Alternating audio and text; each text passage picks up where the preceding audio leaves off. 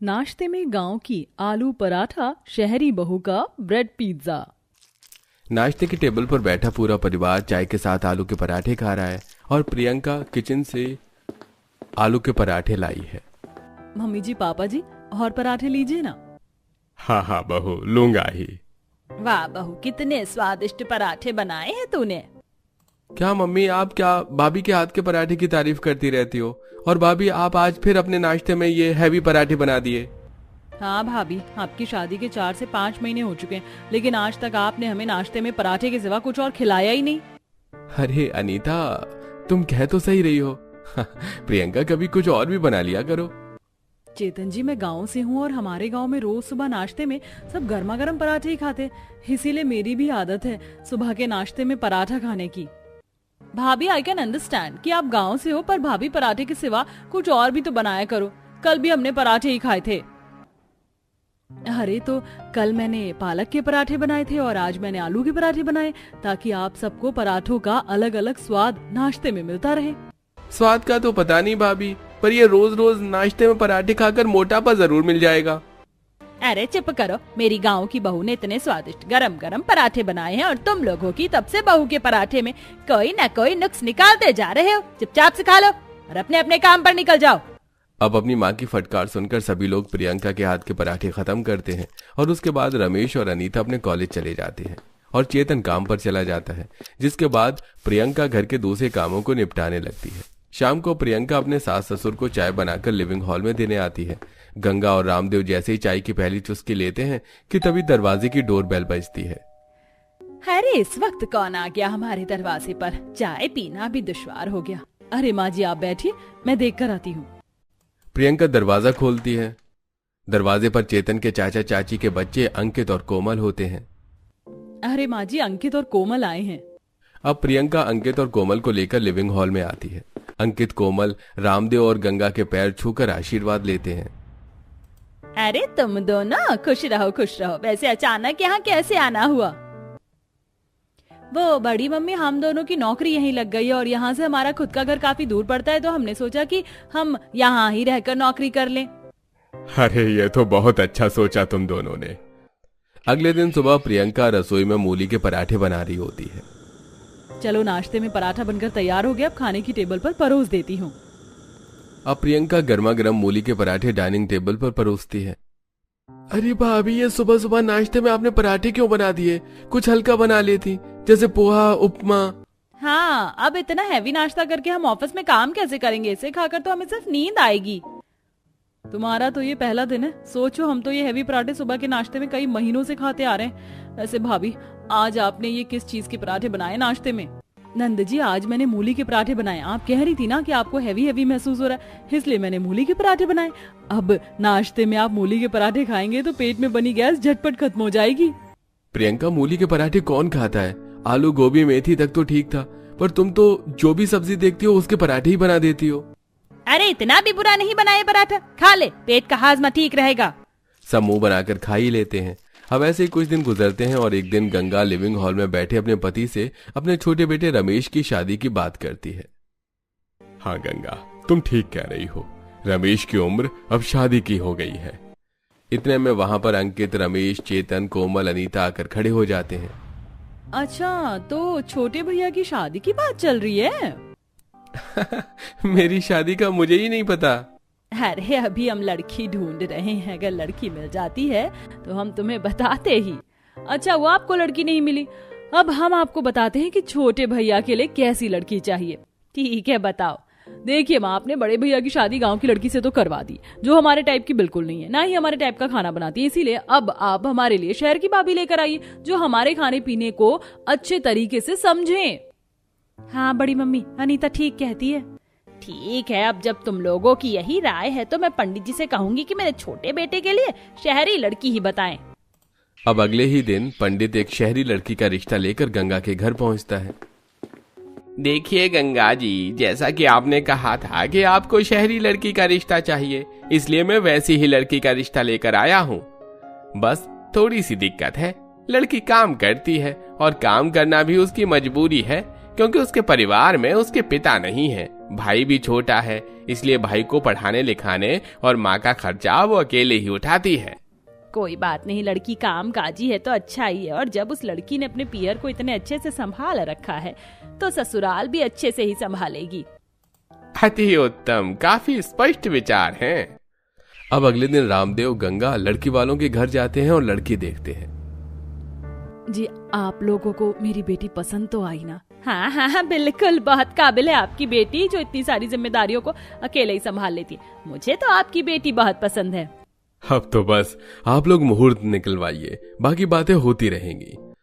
अब रिश्ता पक्का होने के बाद कुछ ही महीने में गंगा अपने बेटे की शादी पूरे विधि विधान के साथ रिया नाम की लड़की से करवा देती है। आओ बहू, घर के अंदर आओ। अगले दिन सुबह प्रियंका रसोई में हमेशा की तरह अपने पराठे बना रही होती है। तभी शहरी बहू रिया रसोई में आती है, जहां रसोई में चारों तरफ तेल का धुआं धुआं भरा हुआ होता है।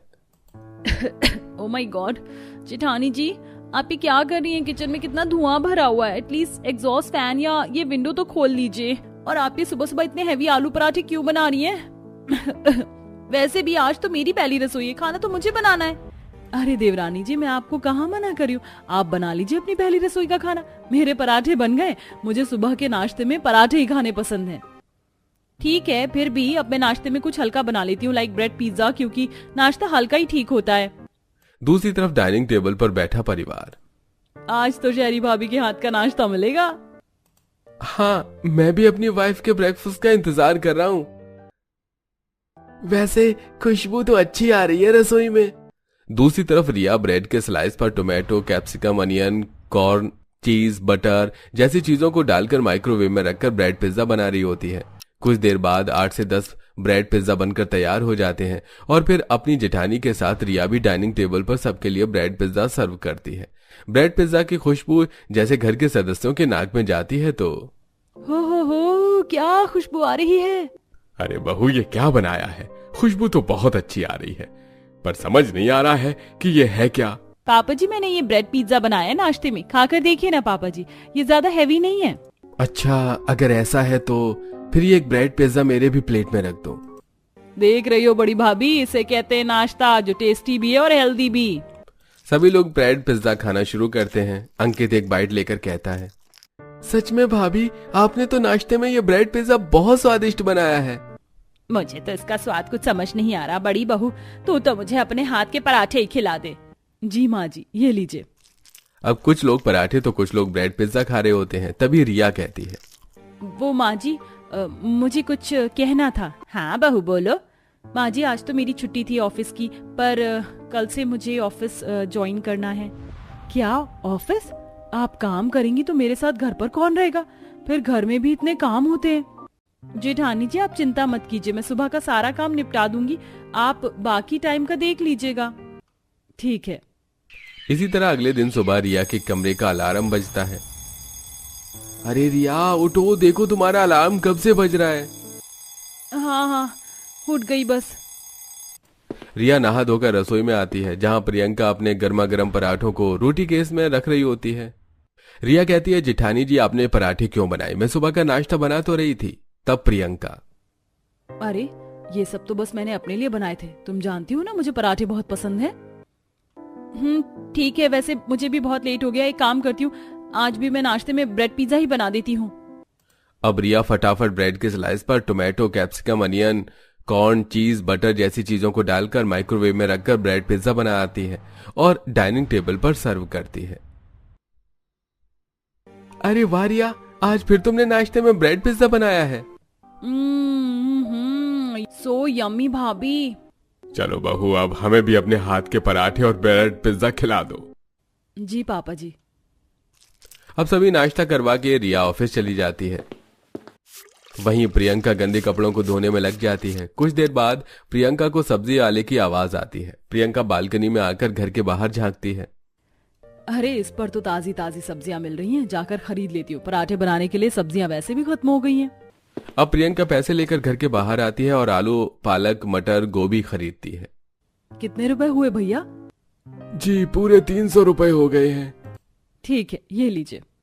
दूसरी तरफ शाम को ऑफिस से घर लौटती रिया किराने की शॉप के बाहर खड़ी होकर, घर में ब्रेड, मक्खन, कॉर्न, चीज सब कुछ खत्म हो गया है। काम करती हूँ, यहीं से खरीद लेती हूँ। वैसे भी घर वालों को ब्रेड पिज्जा सुबह के नाश्ते में बहुत अच्छा लगा था, कल भी वही बना दूंगी। अब रिया सामान लेकर घर आती है। कुछ देर बाद सारा परिवार खाने की टेबल पर बैठता है, जहां रात के खाने में प्रियंका सबके लिए आलू भरी पूड़ियां, उसके साथ छोले की रसदार सब्जी डाइनिंग टेबल पर परोसती है। अरे वाह, क्या खुशबू आ रही है आलू की पूरियों से। हाँ सच में खुशबू तो अच्छी आ रही है। क्या भाभी, कम से कम आप तो ऐसा मत बोलिए। क्या हुआ अनीता? अरे क्या होगा भाभी, रात के खाने में इतना तेल कौन खाता है। नाश्ते से पीछा छूटा तो रात का खाना इन्होंने इतना हैवी बना दिया। अरे इतना भी हैवी नहीं है नंद जी, हमारे गांव में तो ऐसी आलू की पूरियां लोग एक साथ 10-10 खा लेते थे। बस करिए भाभी, आपकी तो गांव की कहानियां ही खत्म नहीं होती हैं। भूख लगी थी तो सबने मन मारकर प्रियंका का खाना ही खा लिया। इसी तरह अगले दिन सुबह रिया की आंख नहीं खुल पाती और वो जल्दबाजी में सुबह का नाश्ता तैयार करती है। नाश्ते में आज फिर ब्रेड पिज्जा ही होता है, लेकिन इस बार घर के लोग। अरे ये कैसा ब्रेड पिज्जा बनाया आज, सारी सब्जियां कच्ची हैं। हाँ भाभी, आज तो आपका नाश्ता बहुत खराब बना है। अरे पर मैंने तो इतनी मेहनत से बनाया है। अरे काम के चक्कर में तुम तो खाना पीना भी अच्छे से नहीं बना रही हो अब रिया। रिया को अपने पति की बात का बहुत बुरा लगता है, लेकिन वो बिना कुछ कहे कोट पैंट पहने ऑफिस चली जाती है। इसी तरह रात को जब प्रियंका खाने की टेबल पर गर्मा गर्म मटर की कचौड़ी, आलू की कचौड़ी, पूड़ी, सब्जी बनाकर डाइनिंग टेबल पर रखती है तो फिर घर के सदस्य। प्रियंका, इतना ऑयली खाना, कल ही तो समझाया था तुम्हें। भैया पता नहीं इन दोनों को क्या हो गया है। शुरू में तो रिया भी अच्छा नाश्ता बना रही थी, पर आज तो उसने भी बकवास नाश्ता बनाया था। तुम लोगों को बना बनाया मिल जाता है तो तुम बहुत कमियां निकालते हो। ला बहू, मुझे दे, मैं तो खा लूंगी जो बना है। हाँ बहू, मैं भी खा लूंगा। अब सबके खाने के बाद दोनों ही देवरानी जेठानी रसोई में बर्तन धो रही होती हैं। क्या हुआ देवरानी जी, इतनी तेजी से बर्तन क्यों पटक रही हो? तो और क्या करूं जेठानी जी, देखा नहीं आपने कैसे ये लोग हमारे खानों में कमियां निकाल रहे थे। अरे देवरानी जी, आपका तो ये पहली बार है, मेरे साथ तो ऐसी चीज काफी समय से होती आ रही है। जेठानी जी आपकी गलती है, आपको पहले दिन ही जवाब देना चाहिए था। आपने जवाब नहीं दिया, इसीलिए तो ये लोग इतना बोल पा रहे हैं। पर अब बस और नहीं, चलिए मेरे साथ बाहर आइए। प्रियंका रिया के साथ बाहर आती है, जहाँ सभी लोग हॉल में बैठे होते हैं। मेरी बात ध्यान से सुनिए, अंकित जी, कोमल, अनीता, रमेश और जेठ जी, आपको हमारे हाथ का खाना पसंद नहीं आता है ना? ठीक है, आज से हम आपके ही पसंद का खाना बनाएंगे, पर उस खाने को बनाने की सामग्री आप हमें बाहर से लाकर खुद दीजिएगा। हाँ हाँ ठीक है, इसमें कौन सी बड़ी बात है। हाँ मैं भी ले आऊंगा। हाँ मैं भी ला दूंगी। अगले दिन सुबह रिया अपने कमरे में 5 बजे अपने पति को उठाते हुए, अरे कैसे कुंभकर्ण की तरह सो रहे हो, जल्दी बताओ तुम्हें क्या खाना है और फिर उस खाने की सामग्री भी लेकर आओ। अरे पागल हो गई हो क्या, मैं सो रहा हूँ अभी। दूसरी तरफ बाथरूम में नहाते चेतन का दरवाजा पीटती प्रियंका। अरे नहाते ही रहोगे या अपनी फरमाइश का खाना बनाने का सामान भी ला कर दोगे? जल्दी करो, मुझे अपने लिए पराठे भी बनाने हैं। अरे तुम्हारा दिमाग खराब हो गया है प्रियंका, ये कैसी बातें कर रही हो? ठीक ही तो कह रही हूँ, कल तो बहुत आराम से कह रहे थे कि ला कर दूंगा। अब ला कर दो, जल्दी करो, नहीं तो पानी का कनेक्शन बंद कर दूंगी। अरे अरे नहीं रुको, मेरी आंखों में साबुन लगा है, अभी आता हूँ। कुछ देर बाद रिया, प्रियंका, अनीता और कोमल के हाथ से उनका फोन छीनकर, रील बाद में बनाना, पहले जाकर मार्केट से सामान लेकर आओ, तभी तो मैं तुम्हारी मनपसंद का नाश्ता बनाऊंगी। अब एक एक करके घर के सभी सदस्य मार्केट जाते हैं और अपनी अपनी पसंद का सामान लेकर आते हैं। अब लाए हुए सामान से दोनों ही देवरानी जेठानी सबकी पसंद का नाश्ता बनाकर डाइनिंग टेबल पर रखती हैं, जिसे खाकर, ये क्या है, अपनी सुबह की नींद खराब करके मैंने तुम्हें सामान ला कर दिया ताकि तुम अच्छा नाश्ता बनाओ, लेकिन तुमने तो बहुत ही बकवास डोसा बनाया है। अरे ये आपको बकवास कैसे लग रहा है? जो खाना आपने बोला था और जो सामान आपने ला कर दिया था वही हमने डालकर इसे बनाया है। और प्रियंका, तुमने तो मुझे ये पराठा ही बना दिया मिक्स वेज का, कुछ सैंडविच बना लेती, मैंने इतने फ्रेश वेजिटेबल्स ला कर दिए थे। सैंडविच ही बना रही थी, पर आप ब्रेड नहीं लाए तो मैंने पराठा बना दिया। मुझे ये टेस्टलेस लग रहा है। एक मिनट जेठ जी, सच कहूँ बात कड़वी है, पर सच यही है कि आप लोगों को हमारे हाथ का खाना पसंद नहीं आ रहा है, क्योंकि अब तो हमने आपकी पसंद का खाना आपके लाए हुए सामान से ही बनाया था। हाँ बहू कह तो सही रही है, इतना मेहनत करने के बाद भी तुम लोग कमियां निकाल रहे हो। माँ जी बस अब बहुत हो गया, हम दोनों देवरानी जेठानी ने अपने खाने की कमियां बहुत सुन ली, इसीलिए आज से हम दोनों ही इन लोगों का खाना नहीं बनाएंगी। आज से ये लोग अपना खाना खुद बनाकर खाएंगे। हाँ हाँ ठीक है, बना लेंगे। अगले दिन सुबह पहली बार अंकित, कोमल, अनीता और चेतन रसोई में आते हैं। अरे खाना बनाने के लिए रसोई में तो घुस गए, पर मुझे तो कुछ बनाना ही नहीं आता है। मुझे तो लेट हो रहा है, इसलिए मैं फ्रिज से ब्रेड और जैम निकाल कर ही खा रहा हूँ। मुझे भी कुछ बनाना नहीं आता, एक काम करती हूँ मैगी बना लेती हूँ। मेरे लिए भी बना लेना। अनीता जैसे ही मैगी बनाना शुरू करती है उसका हाथ जल जाता है। आहा, क्या आफत है, हाथ भी जल गया। अरे संभल के, वैसे खाना बनाना इतना भी आसान नहीं है। कुछ देर बाद अंकित, रमेश अपने हाथों से ब्रेड को खाते हुए रसोई से बाहर निकल रहे होते हैं। वहीं उनके पीछे से बाउल में मैगी खाती अनीता और कोमल भी निकल रही होती हैं। तभी उनकी नजर अपनी भाभियों पर जाती है जो टेबल पर गर्मा गर्म पराठे और ब्रेड पिज्जा का स्वाद लेकर खा रही होती हैं। वाह बहू, तुम दोनों ने तो ये आलू के पराठे और ये ब्रेड पिज्जा बहुत अच्छा बनाया है। हाँ माँ जी, आज इसका स्वाद कुछ ज्यादा ही अच्छा है। देख रहे हो तुम सब कैसे हमारी भाभियाँ मम्मी पापा के साथ स्वाद ले लेकर ब्रेड पिज्जा और गरम गरम आलू के पराठे खा रही हैं। ऐसे खुशबू तो सच में उस खाने से बहुत अच्छी आ रही है। अरे रहने दो, ज्यादा मत बोलो, अगर उन्होंने सुन लिया तो हमारी बेइज्जती हो जाएगी। तभी प्रियंका कहती है, अच्छा तो आप लोगों ने खा लिया अपने मनपसंद का नाश्ता बनाकर? हाँ हाँ भाभी, खा लिया। आपको क्या लगता है आपके बिना हमारा गुजारा नहीं होगा? अब इसी तरह रात को अनीता फोन में देखकर खाना बनाने की कोशिश कर रही होती है। अनीता, कोमल, तुम लोगों से बन तो जाएगा ना? देखो मुझे बहुत तेज भूख लग रही है, सुबह भी कुछ अच्छा नहीं खाया था। अरे भैया बना तो रहे, एक तो आप हमारी हेल्प नहीं कर रहे हो, ऊपर से बकबक कर रहे हो। अरे खाना बनाना इतना आसान है क्या? हाँ सही कहा, वैसे आसान तो नहीं है। अब अनीता जैसे तैसे फोन में देखकर दाल बनाती है और फिर उस दाल में तड़का लगाने की कोशिश करती है। अनीता जैसे ही तड़का लगाती है पूरी कढ़ाई में आग लग जाती है। ये देख पांचों भाई बहन घबरा जाते हैं। वहीं कोमल को कुछ समझ नहीं आता और वो उस गरम गरम तड़के के तेल में पानी डाल देती है, जिससे उस गरम गरम तेल की छींटें छलक के अनीता के चेहरे पर आकर गिर जाती हैं। मम्मा, माँ, अनीता दीदी, दीदी आप ठीक हो? भाभी, रिया, मम्मी पापा जल्दी से रसोई में आओ। सब लोग भागकर रसोई में आते हैं। दोनों ही बहुएं अनीता को पकड़ के हॉल में लेकर आती हैं और उसके चेहरे पर मलहम लगाती हैं। अनीता तुम ठीक हो? हाँ भाभी ठीक हूँ। सॉरी भाभी, आज मुझे पता चला कि खाना बनाना कितना मुश्किल है। खाने में कमियां निकालना जितना आसान है, चूल्हे के पास खड़े होकर उस खाने को बनाना उतना ही मुश्किल। सही कहा, खाना बनाना इतना भी आसान नहीं है। अरे बहुत जल्दी हार मान लिया आप लोगों ने तो। बल्कि अभी तो आप लोग खाना सिर्फ अपने लिए, अपनी पसंद का बना रहे थे। फिर भी सोचिए हम पर क्या बीतती होगी जब हम लोग हर रोज आपके लिए मेहनत से, प्यार से नाश्ता और खाना बनाते थे और आप उस खाने में बिना कुछ सोचे समझे कमियां निकालते थे। आज तो आप लोगों को अच्छे से पता चल गया होगा कि खाना बनाना जितना मुश्किल है, कमियां निकालना उतना ही आसान। हम लोगों से गलती हो गई, हमें माफ कर दो। आज से आप दोनों जो भी बनाएंगे, जैसे भी बनाएंगे, हम खुशी से खाएंगे और कभी उस खाने में कमी नहीं निकालेंगे। अब प्रियंका और रिया सबको माफ कर देती है और उस दिन के बाद से प्रियंका और रिया कुछ भी बनाती थी तो अंकित, रमेश, चेतन, कोमल, अनीता सभी लोग उस खाने को प्यार से खाते थे। और साथ ही अब कभी कभी वो लोग प्रियंका और रिया की किचन में भी मदद करवाया करते थे।